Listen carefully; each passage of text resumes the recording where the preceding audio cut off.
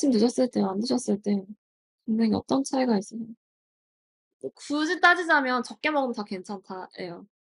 근데 제가 아침을 안 먹었을 때는 저탄고지 식단을 할 때고 저탄고지 식단을 하다 보니까 입 터짐이 너무 심해서 결국은 요요가 왔다가 결론이죠. 설사한다면 안 되죠. 못 먹죠.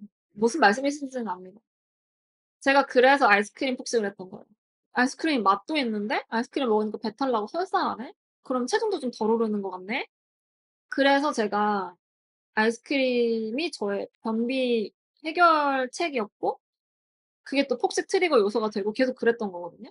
근데 그거 하다 보면 안 되는 때가 오고요. 안 되는 때가 오기 전에 살이 찔 수 있어서 배가 아프다고 하면은 양을 되게 적게 먹거나 안 먹거나 할 것 같아요. 네. 매일매일 중추 러닝을 하면 체지방만 빠진다는데 아 체지방만 빠지는 건 없어요.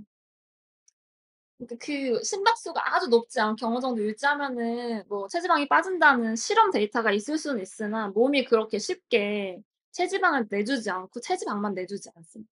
그래서 정량적으로 심박수에 따라서 이렇게 된다라고 규정을 딱 할 수는 없고요. 너무 힘들면 안 된다. 적당히 움직여야 된다. 그거 하나가 딱이라고 봅니다. 전투 러닝해도 힘든 사람은 힘들어요. 그러니까 옛날에 어떤 분이 계셨냐면 다이어트 때문에 되게 고민이셨고 그게 약간 대인기피증까지 와서 외출을 전혀 안 하신 분이에요. 근데 외출을 수개월간 안 하다가 용기 내서 슈퍼를 다녀오셨는데 슈퍼 다녀오셨는데 근육통 생기셨대요. 걷고 왔는데. 그러니까 사람마다 다 다르다는 거예요. 제가 좀 극단적인 케이스를 말씀드린 거긴 한데 어떤 심박수, 시간, 뭐 누가 뭐수를 했다더라 그런 게 나한테 적용될지 모르고요.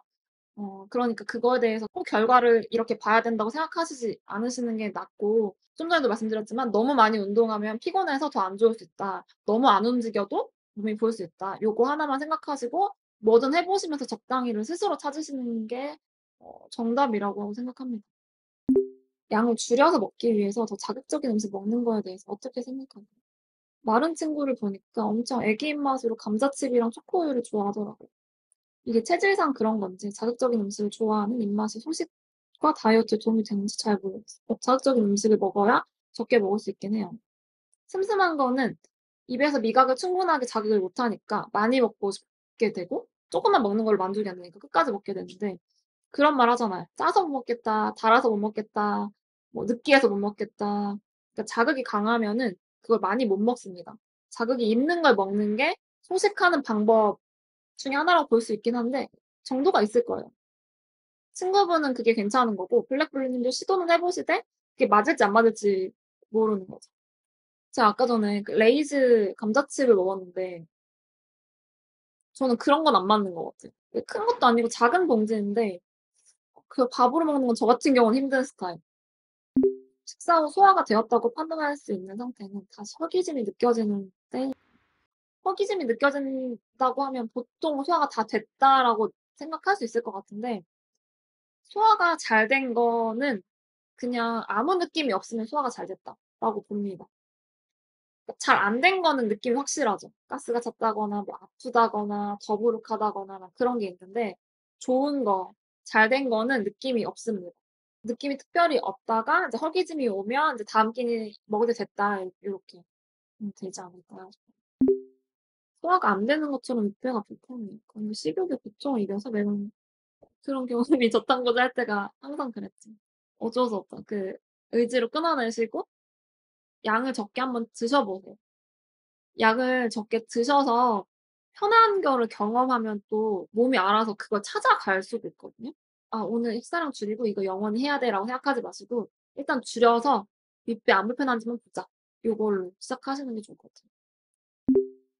먹는 게 안 멈춰질 때는 어떻게 할까요? 하루 일정 끝내고 저녁으로 소금빵 하나 먹고 끝내려고 했는데 크림빵, 아이스크림 2개, 과자 2봉지까지 계속 먹는 양을 적절하게 정해야 됩니다. 지금은 왠지 하루 일정 끝내고 저녁으로 나누고 하는 거 보면 하루 일정 끝내는 그 하루 일정이 꽤 힘든 것 같아요.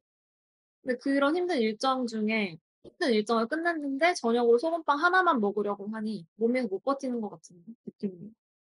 내 활동량과 식사량 밸런스가 일단 맞아야 되고 활동량이 많을 때는 많이 먹을 수밖에 없잖아요. 그러면은 살을 빼기도 어렵죠. 그래서 활동량이랑 식사량을 대충 맞췄을 때도 자꾸 터진다. 그럼 그때 더 봐야 되는데 밤새고 일 끝나고 평소 같지 않잖아요. 노멀함을 벗어나면 무조건 입 터집니다. 이렇게 생각하는 게 차라리 마음 편할 것 같습니다. 무혈경 극복을 많이 찾아보고 있는데 많은 분들이 쌀밥으로 세 끼를 먹으라는 것을 강조하시더라고요. 쌀밥에 미량 영양소가 있어서 그렇다고 하더라고요. 메뉴 무관 규칙적 식사가 가장 중요하다고 생각하시네요. 네. 무혈경이 왜 왔는지를 봐야겠죠. 무활경이 온 이유가 미량 영양소가 부족해서라고 하면 미량 영양소를 채워주는 게 맞는데 보통은 아예 식사량이 적어서 오는 경우가 많죠. 그러니까 열량이 가장 중요한 거죠. 원인이 열량이니까 열량 채워주는 게 가장 핵심이 되겠죠. 그리고 열량이 충분해야 그 위에 미량 영양소도 일을 하는 거지. 그러니까 일을 하도록 에너지는 일단 줘놓고 뭘 미량 영양소를 먹던가 뭐 비타민을 먹던가 이렇게 해야 되는데 그런 걸 안 하고 메인은 이건데 메인 아니고 나머지 곁다리를 자꾸 하려고 하면은 핵심이 해결이 안 된다고 생각해서 전 오히려 쌀밥을 먹어라라고 하면은 쌀밥에 탄수화물이라고 생각하거든요. 뭐 미량 영양소가 필요가 없다는 게 아니라 더 중요한 게 뭔지 내가 무혈경이 온 이유가 정확히 뭔지를 파악해보면 우리는 다이어트 때문에 주로 오잖아요. 그러니까 다이어트를 탄단지는 잘 챙겨 먹고 나는 미량 영양소만 안 먹었어. 그래서 무혈경이 왔어. 라고 하면 미량 영양소가 원인이 맞겠죠. 그런데 보통 그런 경우는 없고 미량 영양소인 영양제는 챙겨 먹으면서 밥은 안 먹고 그런 경우에 생기잖아요. 그래서 저는 열량 보충이 가장 시급하다고 생각합니다.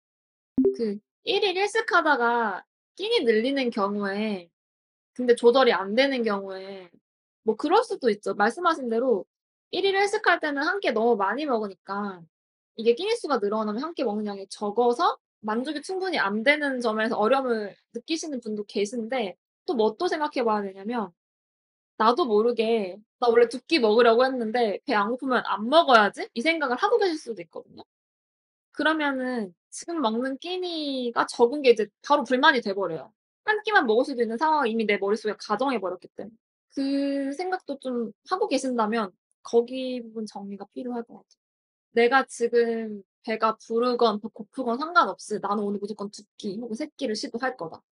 이거를 아예 디폴트 값으로 가져가는 게 중요했어요. 이거를 할 수도 있고 안 할 수도 있다라고 해버리면 나눠 먹는 게 오히려 안 되더라고요. 이미 해왔던 습관 때문에.